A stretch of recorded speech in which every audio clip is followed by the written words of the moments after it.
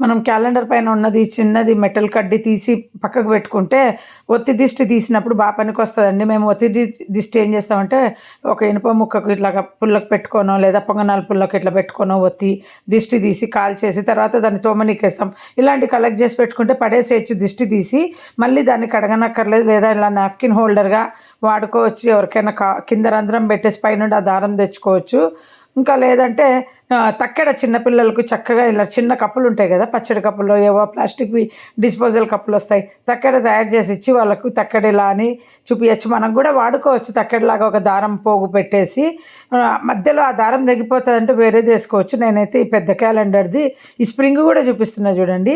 ఈ స్ప్రింగ్ మనం ఏదైనా గట్టిగా ప్యాక్ చేసుకోవడానికి పనికొస్తది. అలా తీసి పెట్టుకోవచ్చు. ఏదైనా పడేసేటప్పుడు పార్ట్లు పార్ట్లు పీకి పడేసేయండి. ఏ దానికన్నా యూజ్ అవుతదా లేదా అని. ఇది నేను పడేస్తున్న స్ప్రింగు. నేనేం దాచిపెట్టలేదు. గట్టిగా మనం ఏదన్నా ఊర్లోకి ఏదన్నా పంపించేటప్పుడు పురకోస కడుతుంటాం కదా! అలా పురకోసలాగా వాడుకోవచ్చు.